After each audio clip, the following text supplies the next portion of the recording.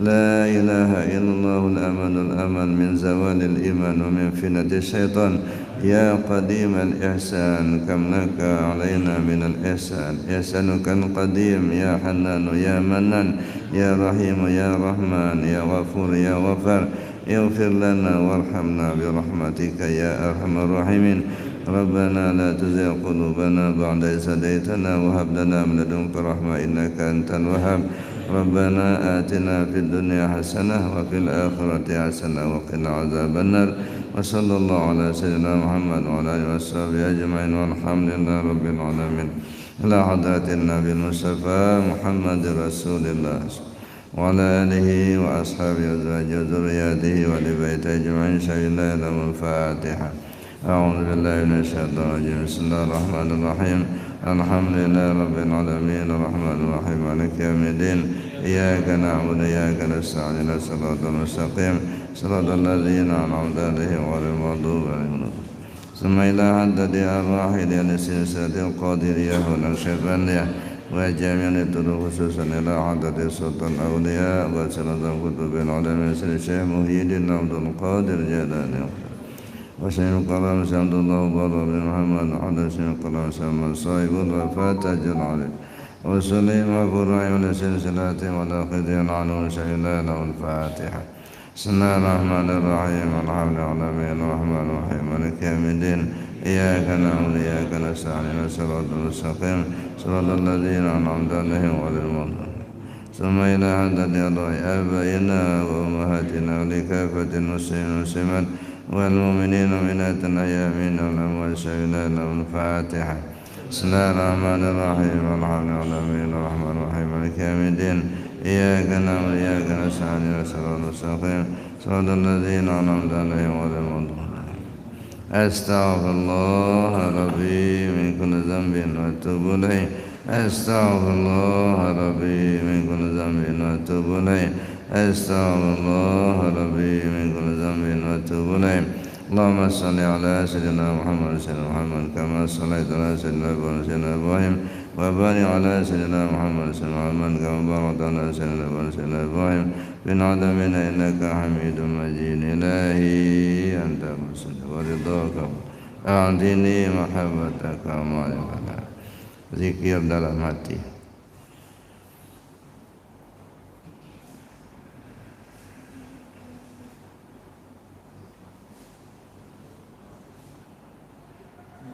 Mata dipejamkan, miringkan ke arah kiri, sentangkan dengan latifah qalbi.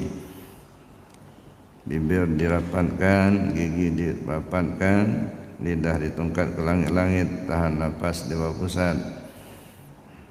Sebut dalam hati.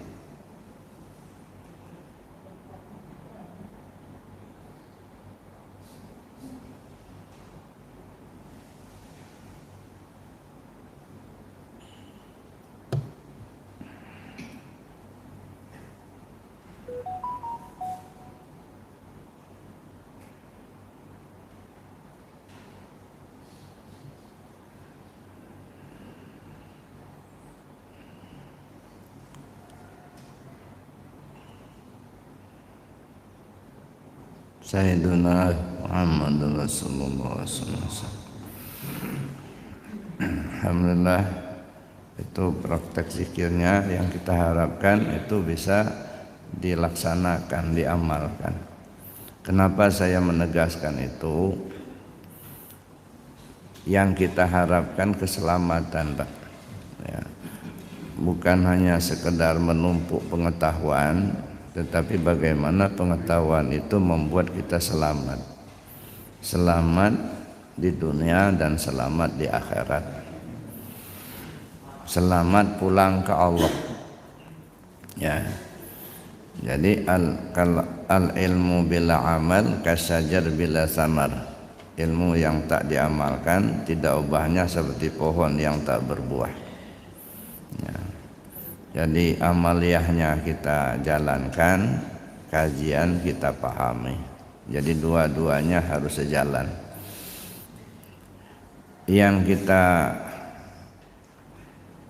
pelajari selama ini tentang zikir baru sebatas dua. zikir jahar dan zikir khafi. Zikir jahar dengan kalimat la ilaha illallah, zikir khafi dengan ismu zat. Modal utama pengamalan zikir ini adalah keyakinan. Itu modal utama. Keyakinan kita pertama, yakin kita bahwa amaliyah ini adalah hak, bersesuaian Al-Quran dan Sunnah. Itu yang pertama. Sebab kalau enggak yakin, bagaimanapun kita menyampaikan enggak bakal diamalkan, Pak.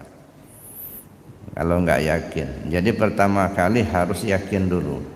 Dan yakinnya ini, ya inilah yang kita kaji supaya kita membawa kepada yakin. Nah, kalau ada di antara Bapak Ibu yang masih ragu, itu coba ditanyakan ke saya, ya, di mana letak keraguannya dan mengapa ragu. Ya, sebab yaitu modal utama yakin itu.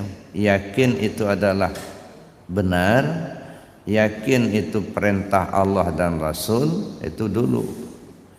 Orang tidak mengamalkan itu karena enggak yakin. Ya. Nah, belajar tasawuf itu ya yang diutamakan yakinnya, Pak. Ya. Pengetahuannya kecerdasan pikiran itu nomor 2. Maka ada istilah dulu Pak Profesor Dr. Tafsir, ya, waktu di Suryalaya, apa kata beliau? Kalau mau belajar tasawuf, yang dibawa ke guru itu hatinya saja, otaknya tinggalkan di rumah. Nah, artinya yang dibawa itu yakin dulu. Ya. Nah, untuk membuat kita yakin itu, ya pertama kita pahami dulu. Yang kedua, kita merasa butuh. Ya. Jadi merasa butuh. Jadi kalau kita sudah merasa butuh, sesibuk apapun pekerjaan urusan dunia, tetap kita sisihkan waktu untuk kita amalkan. Kenapa? Ya kita butuh. Tidak ubahnya seperti makan. Ya, maka sering saya katakan, zikir itu bukan kewajiban, tetapi kebutuhan. Makan itu bukan kewajiban, tapi kebutuhan. Nah, cuman seringkali kita sebenarnya kita butuh, tapi seolah merasa tidak butuh. Mengapa sampai terjadi begitu? Karena belum terpahami secara maksimal. Nah, inilah yang perlu kita kaji itu, di mana letak ya kok merasa tidak butuhnya di mana, merasa tidak yakinnya di mana, apa sebabnya. Nah, kita coba mengurai itu nanti. Ya, nah, sebab rata-rata Bapak Ibu orang yang anti tarekat, anti tasawuf itu karena belum paham. Ya, jadi saya pernah menyampaikan satu pengajian tentang tasawuf itu ya pada satu jamaah. Saya nggak usah sebutkan di mana dan siapa. Pada satu jamaah. Awal mulanya saya menyampaikan itu ya bukannya didengarin, tapi ngobrol, Pak. Jamaah itu ngobrol. Kata yang satu, saya seolah-olah nggak dengar aja. Itu kan tasawuf itu kan bid'ah itu. Itu kenapa kan kita belajar tasawuf itu bid'ah. Ya ngobrol lah satu sama lain mereka, ya bisik-bisik lah gitu. Saya seolah nggak dengar aja, tapi saya jujur aja, saya sampaikan ini dasar hukumnya, ini ayatnya, ini hadisnya, ini pendapat para ulama gitu ya. 3 kali saya menyampaikan kajian, kena 1 kali sebulan waktu itu. Terus bulan ketiga datang pengurusnya ke saya. Buya, katanya setelah mendengar penjelasan Buya, kami ingin belajar zikir, kami ingin talqin zikir. Nah, akhirnya semasjid itu talqin zikir semua, Pak. Nah, jadi saya punya kesimpulan, orang yang tidak ingin mengamalkan dan mempelajari tarekat itu karena nggak paham. Karena yang didengarnya selama ini hanya 2, Ya, itu isi memorinya itu dua, gila sama bid'ah. Nah itu yang didengarnya ya selama ini, yang dipahaminya ini gila dan bid'ah. Siapa pula mau jadi orang gila? Ya, kita mau beramal kok, kita mau berzikir kok malah jadi orang gila, tentu nggak mau kan. Nah satu, yang kedua bid'ah. Ya. Bid'ah itu masuk neraka. Kullu bid'atin dalalah wa kullu dalalah finnar.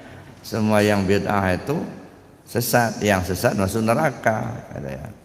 Nah itu yang dipahami, didengar. Tapi setelah kita kaji, kita kemukakan ayatnya, hadisnya, ternyata mereka semasjid itu minta talqin zikir. Nah ini Bapak Ibu. Jadi oleh karena itu maka kita perlu keyakinan itu yang pertama. Nah kenapa harus dua ini yang kita stressing dulu, zikir jahar dan zikir khafi. Karena pada saat orang akan meninggal dunia, ya, hanya dua ini alatnya. Nah, lidah dan hati. Kalau lidah masih fasih, ya, masih bisa ngomong, maka sebaiknya la ilaha illallah itu yang terucap. Sehingga Nabi mengatakan man qala la ilaha illallah akhiru kalamihi dakhalal jannah. Siapa orang yang mengucap la ilaha illallah pada akhir kalamnya, dia masuk surga. Ada juga yang menyatakan bukan, walaupun dia tidak berucap, tapi man kana la ilaha illallah akhiru kalami dakhala jannah. Siapa yang sudah punya la ilaha illallah di hatinya, walaupun tak terucap, dia masuk surga. Nah, mengapa harus kita ucap ya? Man qala la ilaha illallah akhiru kalami dakhala jannah.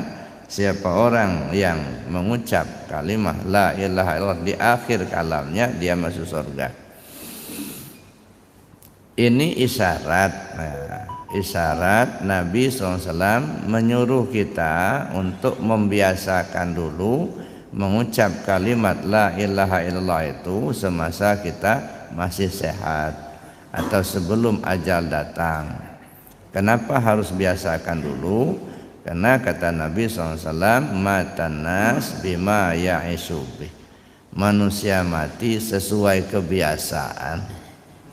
Nah kalau lidah kita ini memang sudah terbiasa menyebut kalimat la ilaha illallah, insya Allah akan meninggal pun dengan kalimat la ilaha illallah. Tapi terbiasa itu menunjukkan bahwa Nabi SAW itu menyuruh kita biasakan dulu. Jadi maka saya bilang jangan dipahami ini tawaran murahan. Kalau begitu nggak usah sholat, nggak usah puasa, nggak usah ibadah yang lain. Kalau mau mati ingat-ingat saja, ucap la ilaha illallah, mati masuk surga. Mudah amat, nggak kesana arahnya Bapak Ibu. Nah, saking sulitnya untuk menghadirkan kalimat itu bagi orang yang muhtadar. Kalau bisa hadiah surga, saking sulitnya. Nah untuk itulah maka Nabi memberikan isyarat manusia mati sesuai kebiasaan. Nah kalau begitu artinya apa? Biasakan dulu lidah ini nyebut la ilaha illallah. Kalau sudah terbiasa, insya Allah akan mati pun dengan mengucap kalimat la ilaha illallah. Nah, itu satu poin. Nah, jadi jangan dipahami ini murah amat masuk surga. Mengucap aja la ilallah waktu mau mati masuk surga, bukan itu masalahnya, Pak. Ya, pembiasaan. Ya. Nah, sehingga Nabi SAW mengatakan kepada para sahabat, jadidu imanakum, perbaharui iman kalian. Sahabat tanya, kaifa nujaddidu imanana ya Rasulullah? Bagaimana caranya kami perbarui iman kami ya Rasul? Lalu Rasul menjawab, faksiru bizikri la ilaha illallah. Kalian mesti banyak-banyak nyebut kalimat la ilaha illallah. Jangan sedikit, banyak-banyak. Makin banyak makin bagus gitu. Jadi kita berzikir dengan kalimah la ilaha illallah dalam bilangan yang banyak, itu merupakan pelaksanaan dari ajaran junjungan kita Nabi besar Muhammad sallallahu alaihi wasallam gitu. Jadi kalau ada yang mengatakan bid'ah, yang mengatakan tidak ada dasarnya, itulah dasarnya hadisnya.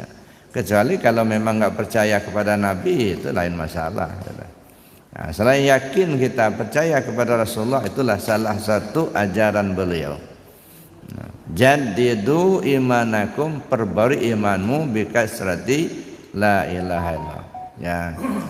Kaifa nujaddidu imanana ya Rasulullah, kata sahabat. Bagaimana caranya kami perbarui iman kami, kata sahabat pada Rasul. Rasul menjawab, faksiru bizikri la ilaha illallah. Itu. Tapi dalam melaksanakan zikir ini, ya Bapak Ibu, ya kita harus ya jaga. Nah, jangan sampai kalimatnya berubah.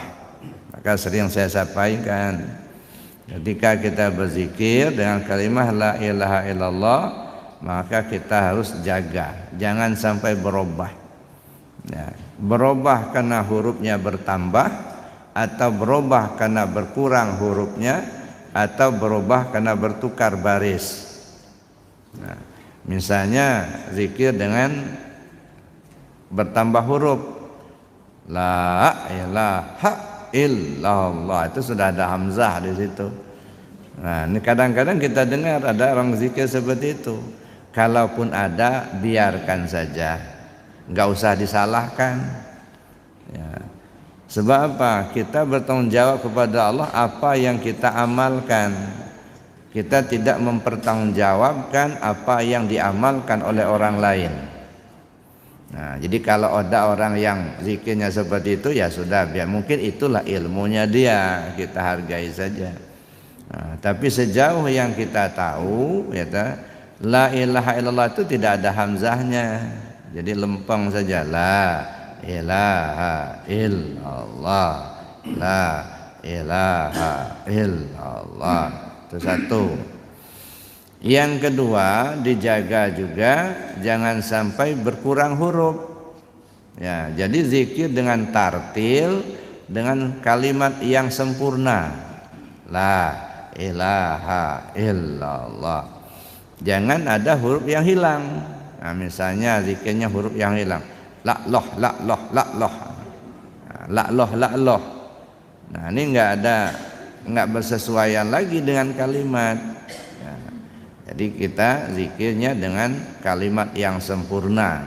La ilaha illallah, la ilaha illallah.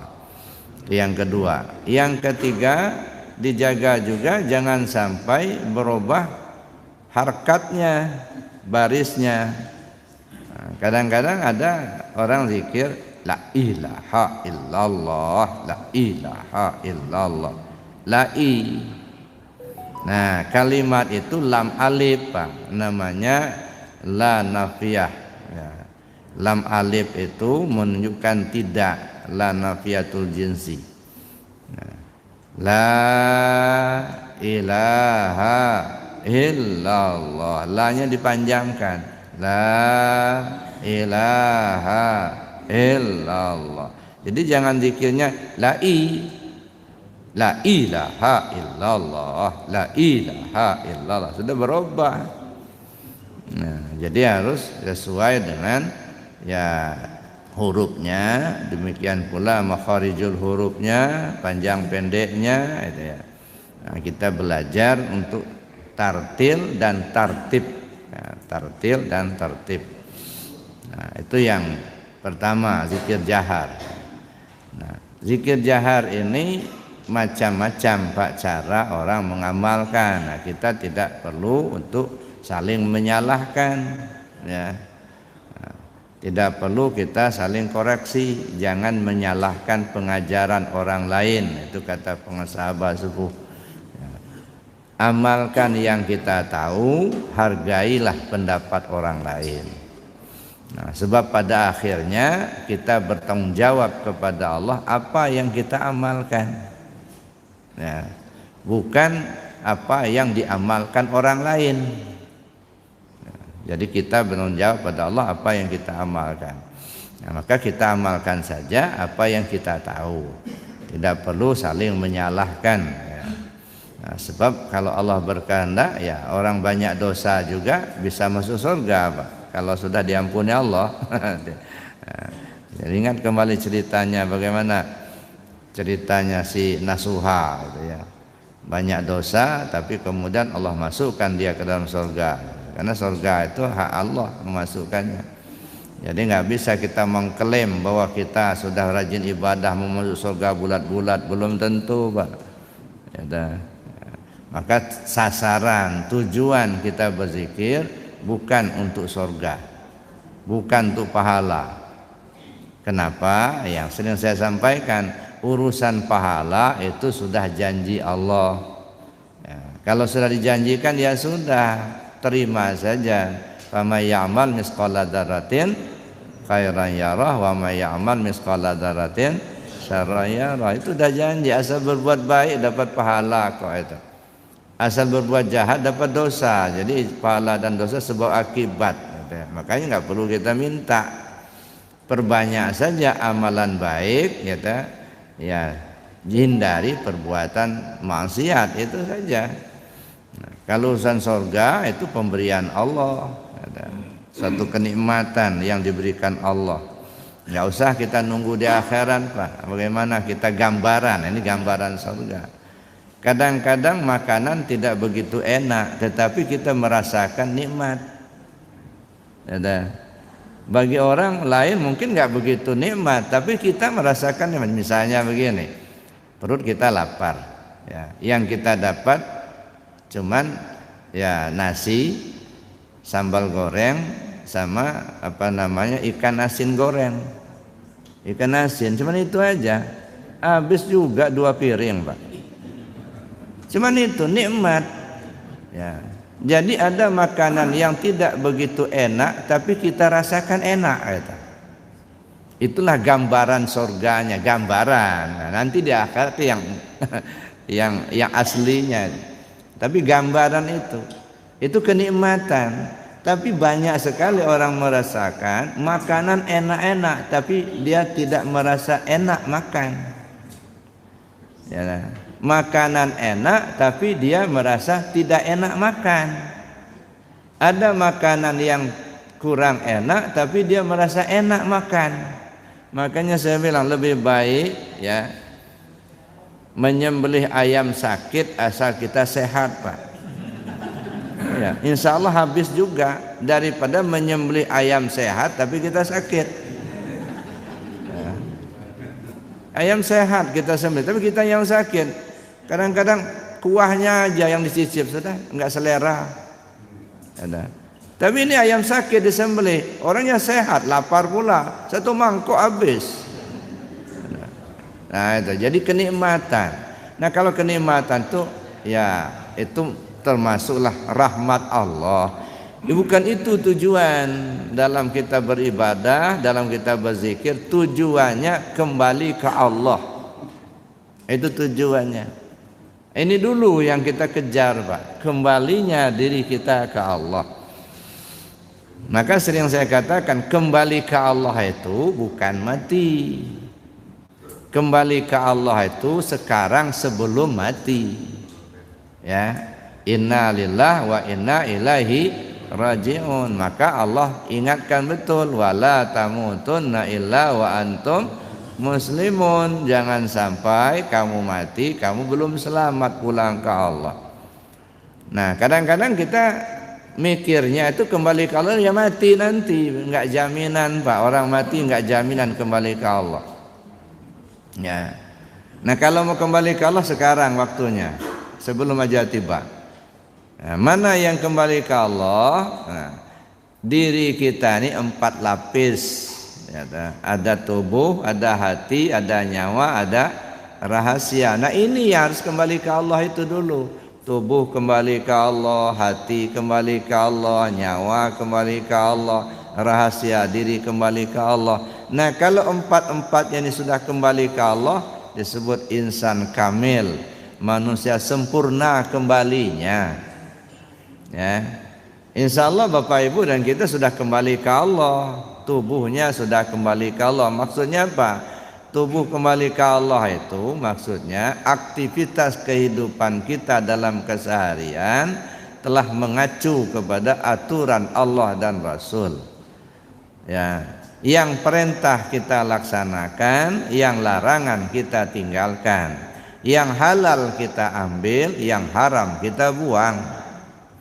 Nah, kalau itu sudah kita jalani dalam kehidupan kita, ini isyaratnya atau ibaratnya tubuh yang sudah kembali ke Allah. Kalau salat dia enggak, judi melulu, maling iya, tubuhnya juga belum balik.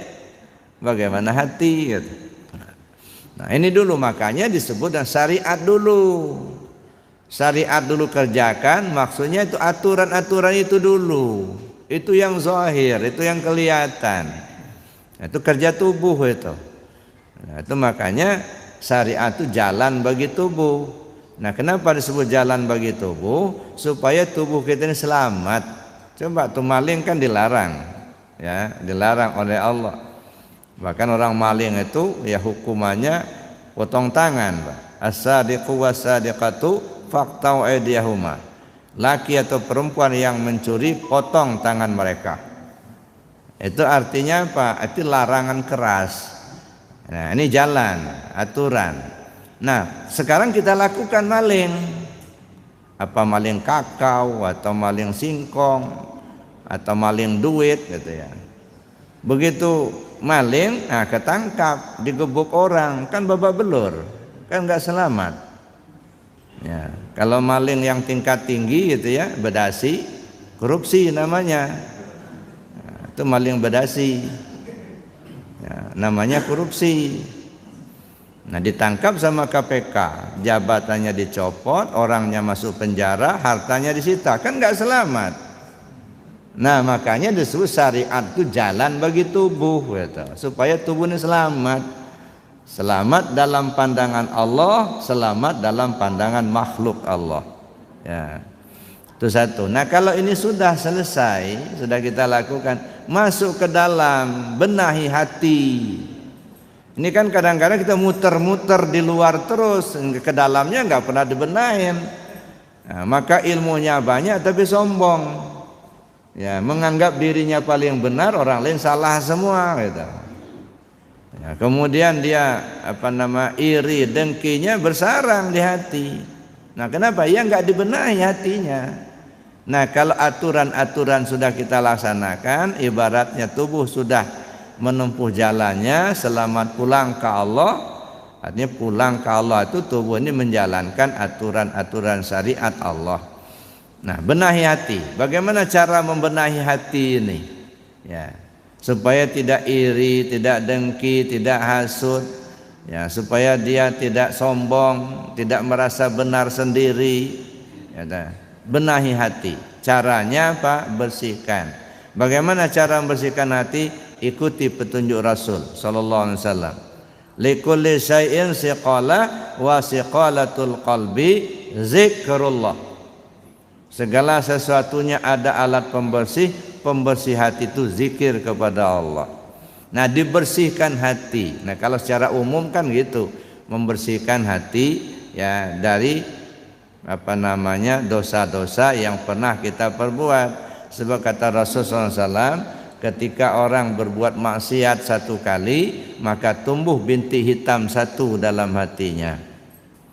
Belum sempat dia bertaubat, sudah bikin lagi maksiat kedua, tumbuh lagi bintik hitam yang kedua. Kalau sudah banyak perbuatan maksiatnya, maka hatinya terselubungi dengan bintik-bintik hitam.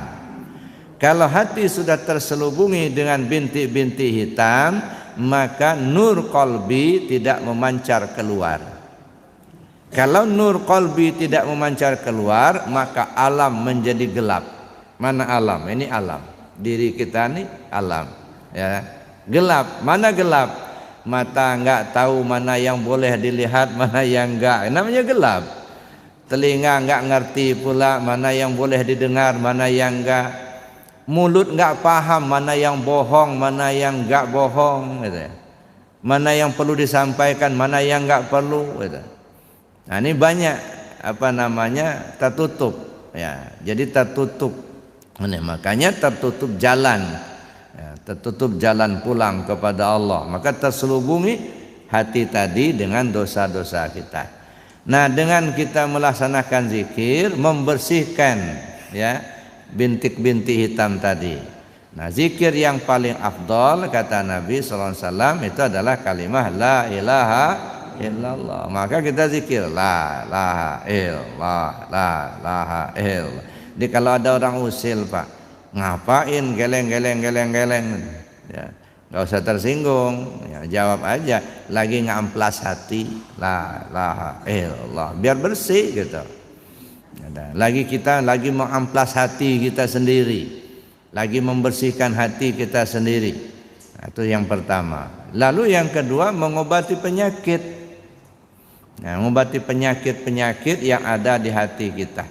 Ya, makanya saya bilang belajar tarekat itu belajar zikir. Belajar zikir itu paling tidak 3, ya, manfaatnya. Yang pertama, mengampunkan dosa.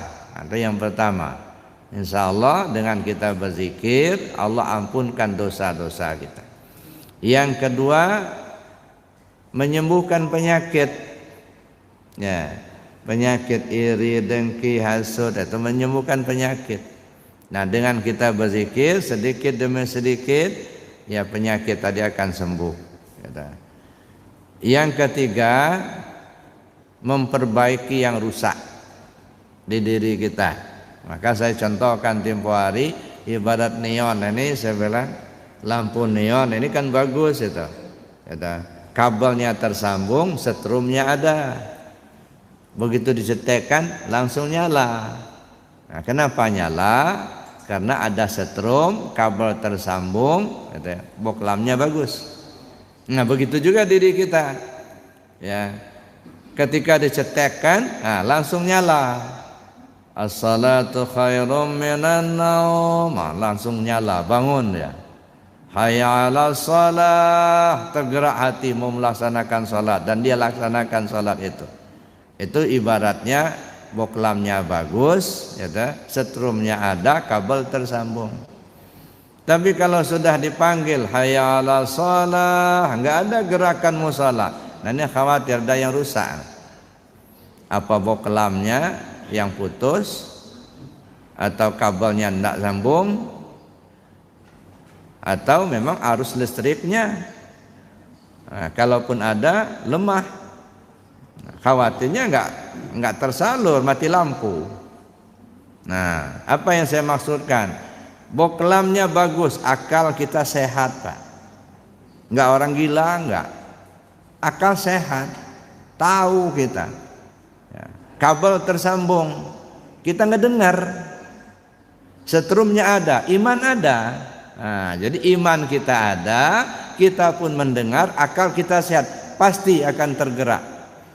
Kalau betul-betul ada tersambung. Tapi kalau enggak tersambung, nah khawatir itu, Pak. Ya, orang gila itu dipekik-pekikkan azan enggak mau dia sholat. Nah, orang gila. Atau memang dia enggak ngedengar. Pulas benar tidurnya, enggak ngedengar sama sekali. Ya wajarlah kalau dia enggak datang, enggak melaksanakan sholat. Ya, kenapa? Karena dia ketiduran. Nah, enggak ngedengar. Ini enggak ngedengar, ya. Nah, ada iman. Nah, insya Allah itu innamal mu'minuna alladzina idza dzukirallah wajilat qulubuhum. Nah, jadi itu Bapak Ibu.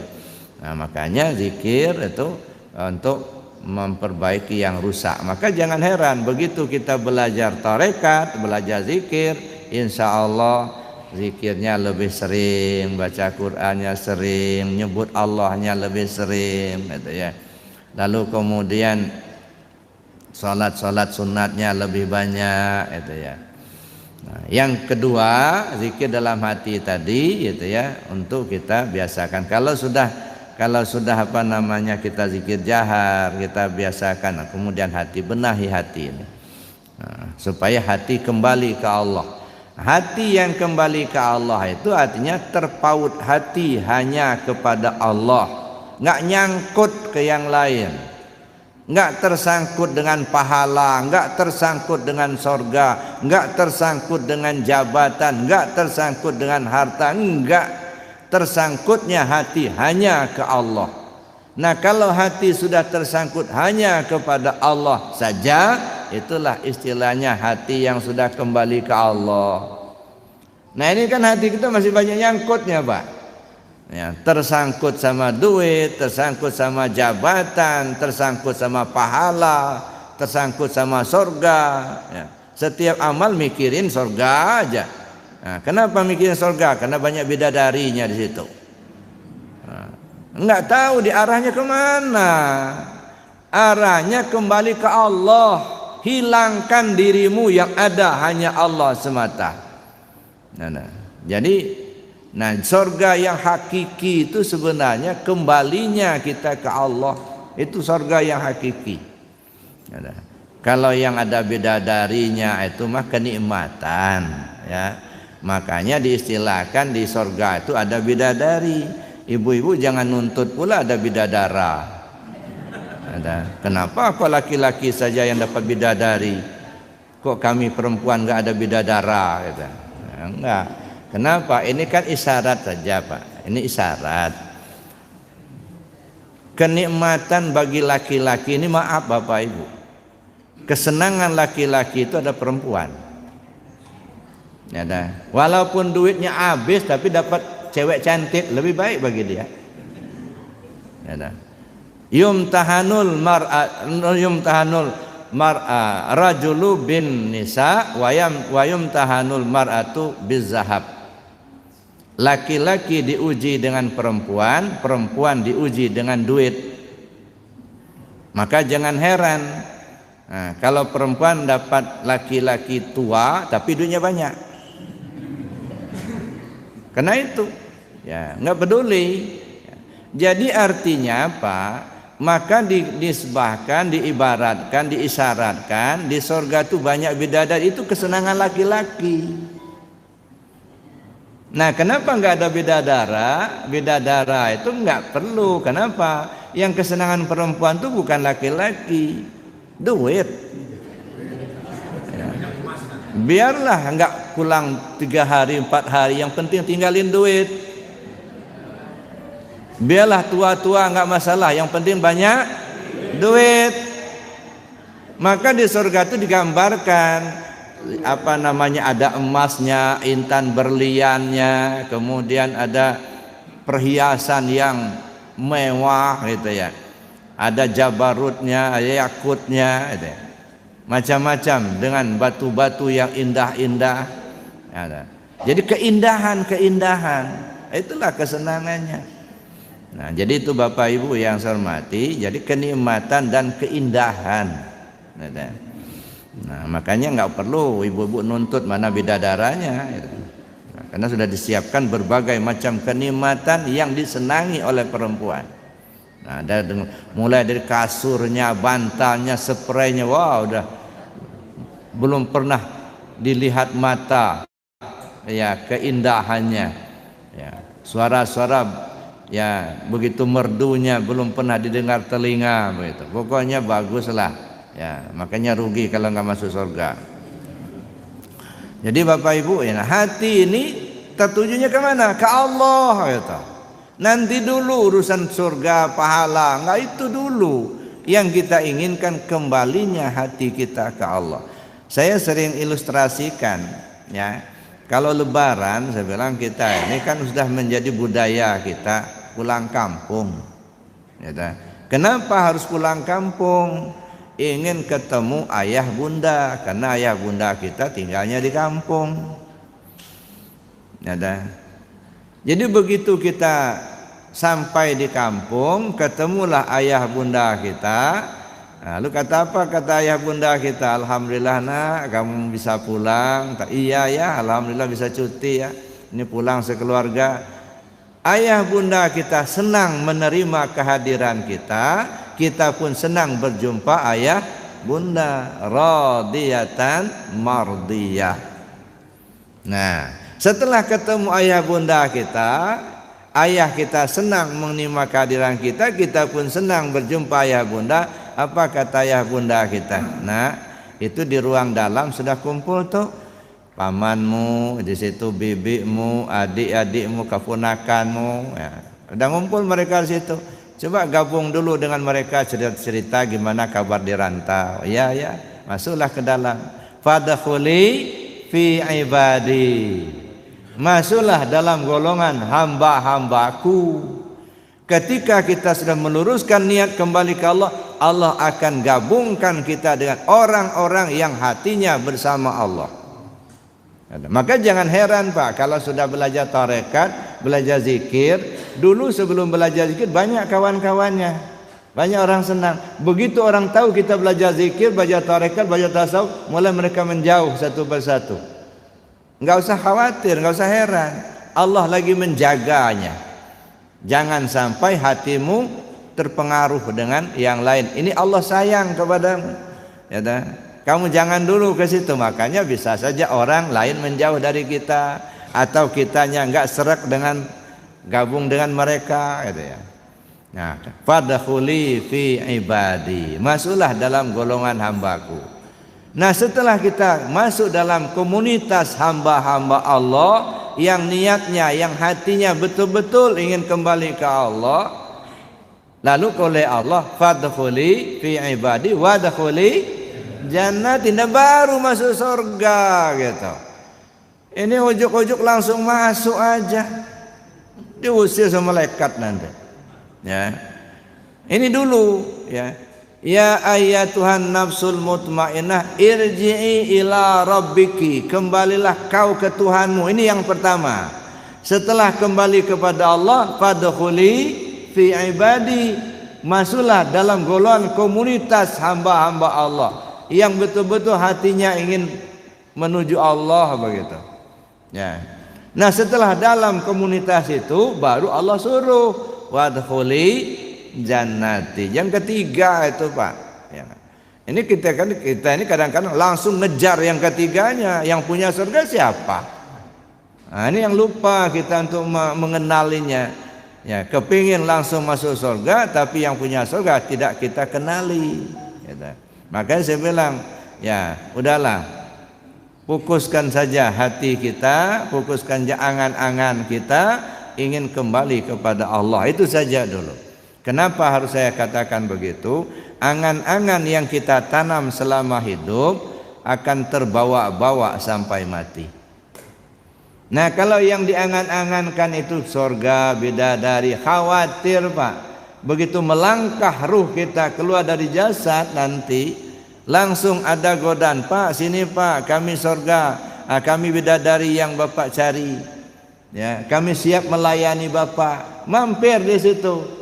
Nah, khawatir Pak, jadi kuntilanak. Enggak kembali ke Allah, enggak. Nah, makanya lurus-lurus niat, ilahi anta maksudi. Ya Allah, kau yang kutuju. Aku enggak nuju-nuju yang lain, enggak. Aku belajar zikir bukan supaya dapat surga, enggak. Aku belajar zikir bukan supaya jabatan naik, enggak juga. Aku belajar zikir biar dagangnya laris, enggak juga. Ya, kesampingkan saja itu dulu.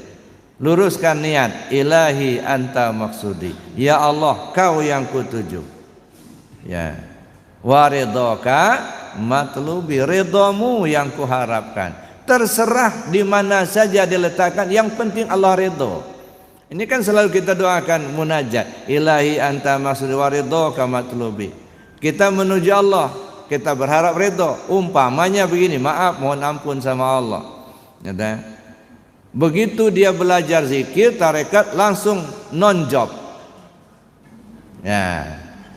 Lalu ngerutu-ngerutu. Dulu belum belajar zikir, jabatan empuk terus itu. Jabatan basah terus. Begitu belajar zikir, kok malah non-job? Apa salahnya? Nggak ngerti. Akhirnya zikir yang disalahkan. Ya bukan begitu Pak. Ini Allah ridho, kan kamu minta. Redamu yang kuharapkan. Ya itulah Allah redho gitu. Yang diridhoi Allah, kamu lepas dulu jabatan itu. Sebab kalau di situ lagi nanti nggak selamat kamu, jadi korupsi nanti.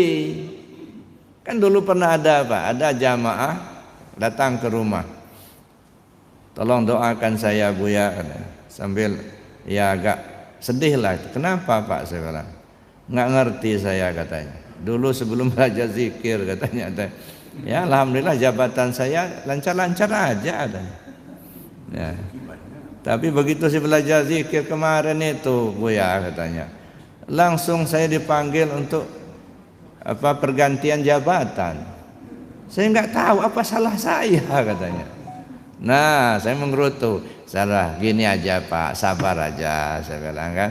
Ya Bapak kan ya belajar zikir. Ya orang belajar zikir ibarat diayak lah Pak. Mana yang atah, mana yang beras itu tersisih nanti. Ya sabar saja. Mungkin ada hikmahnya di balik itu saya bilang. Insya Allah ada hikmahnya. Allah Maha tahu kok. Ya, yang penting terima aja dengan ikhlas saya bilang. Ya sudah, ya ada pergantian pelantikan yang baru dan dia non-job. Nah, kawan tadi non-job. 6 bulan kemudian Pak datang lagi ke alhamdulillah Buya, terima kasih katanya. Benar kata Buya dulu. Kenapa saya bilang? Rupanya yang gantikan saya tempo hari kan saya digantikan karena ada proyek turun katanya.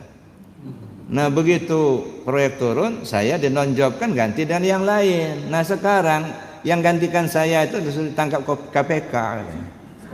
Nah karena korupsi. Nah ini jadi Allah menyelamatkan kalau nggak diganti bapak yang masuk itu.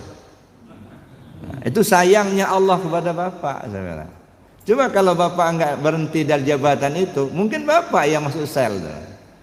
Nah ini, jadi rahasia Allah kita nggak tahu. Makanya itu Allah redho. Ya terima saja. Kan kita katakan wa redho kamatul ya redho mula. Ya Allah yang kuharapkan. Terserah. Mau non-job, mau bangkrut, terserah. Ya dah. Itulah yang Allah redho gitu ya. Nah jadi itu Bapak Ibu, hati yang kembali ke Allah itu artinya hati yang terpaut hanya kepada Allah saja, tak tersangkut dengan apa dan siapa. Nah kalau gitu sudah, nah naik lagi ke atas, nyawa kita kembali ke Allah, paham betul kita siapa ruh kita itu, siapa nyawa kita itu. Ya, nyawa ini kan karena menghidupkan, intinya sebenarnya ruh itulah. Ruh itu ketika dia menghidupkan namanya nyawa. Tapi ketika dia punya kemauan, nafsu namanya. Ya. Nah oleh karena itulah siapa sebenarnya ruh kita ini? Nyawa kita ini tandai dengan nafas. Nafas turun naik, menghirup udara itu ya. Nah, apa kerjanya itu? Sudahkah terpakai oleh kita? Teriringkan oleh kita nafas ini? Ketika dia masuk apa zikirnya, ketika dia keluar apa zikirnya. Hakikatnya siapa dia? Nah, kalau sudah tahu dan terpakai itu ibarat nyawa sudah kembali ke Allah. Dimensi ketiga berhasil. Masuk ke dimensi keempat, rahasia dirimu itu siapa? Ya dah. Rahasia dirimu itu kau sudah tahu belum? Ikutilah dia gitu. Al-insan sirri wa ana sirruhu wa fis sirri ana. Kata Allah, manusia itu rahasiaku. Aku itu ya rahasianya manusia itu. Udah kenal belum dengan rahasiamu itu? Udah kau ikuti belum? Kata. Nah ini, jadi kalau empat-empatnya ini sudah kembali ke Allah, itu disebut insan kamil. Manusia sempurna kembalinya. Ada orang kembalinya baru tubuhnya aja rajin sholatnya, rajin puasanya, itu kan. Sudah haji, umroh sering. Itu ibarat tubuh sudah kembali. Tapi yang lainnya belum tentu. Hatinya belum balik, rahasia dirinya belum balik. Makanya belum sempurna. Nah kita ini ingin sempurna. Tubuh kembali ke Allah, hati kembali ke Allah, nyawa kembali ke Allah, rahasia diri kembali ke Allah. Nah kalau itu sudah kembali semua kepada Allah, pasti selamat pulang ke Allah. Ya, selamat di akhirat. Ya. Makanya saya katakan kalau di dunia tidak kembali ke Allah, jangan harap mau kembali ke Allah di akhirat. Kalau di dunia tidak ketemu Allah, di akhirat nggak bakal ketemu, nggak. Karena Allah itu sifatnya baqa, kekal. Bagaimana di sekarang, begitu nanti, nggak berubah. Ya, Allah itu baqa sifatnya, nggak berubah-ubah, nggak. Ya, jangan dibayangkan kalau ketemu Allah di akhirat itu kayak kita ketemu teman begitu. Ya, lalu salaman, cium tangan, ya enggak lah. Ya, sekarang lah kembali ke Allah itu. Ya, mudah-mudahan kita diberi petunjuk oleh Allah Subhanahu wa taala. Amin Allahumma. Makanya saya tekankan betul, mari kita amalkan. Ya, supaya terbiasa dulu. Karena yang kita inginkan bukan numpuk pengetahuan, bukan. Yang kita ingin keselamatan.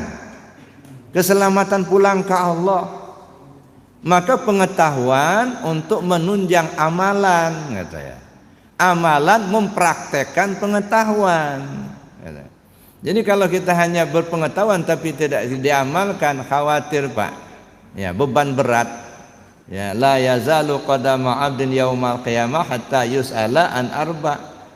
Belum bergeser telapak kaki pada hari kiamat nanti, seorang hamba pada hari kiamat nanti hingga ditanyakan kepadanya 4 persoalan. Umur kemana kau habiskan? Tubuhmu kemana kau bawa? Ya, ilmu yang sudah kau pelajari, apa yang sudah kau amalkan? Harta kekayaanmu dari mana kau dapat? Kemana kau belanjakan? Itu jawabannya bukan lagi mulut, ya, jawabannya perilaku kita, perbuatan kita selama hidup. Saya kira itu Bapak Ibu sebagai pengantar materinya. Nah, mungkin berkembang dalam diskusi. Sementara saya akhiri dulu. Assalamualaikum warahmatullahi wabarakatuh. Waalaikumsalam warahmatullahi wabarakatuh. Bapak Ibu, hadirin sekalian yang saya hormati, materi yang disampaikan pada kita sangat mendalam, dan oleh karena itu dalam rangka kita kembali kepada Allah. Tadi disampaikan kembali itu bukan mati. Disuruh kembali itu sebelum kita mati harus kembali kepada Allah. Nah, untuk kembali kepada Allah itu adalah beberapa hal yang harus kita lakukan. Yang pertama, tentunya kita harus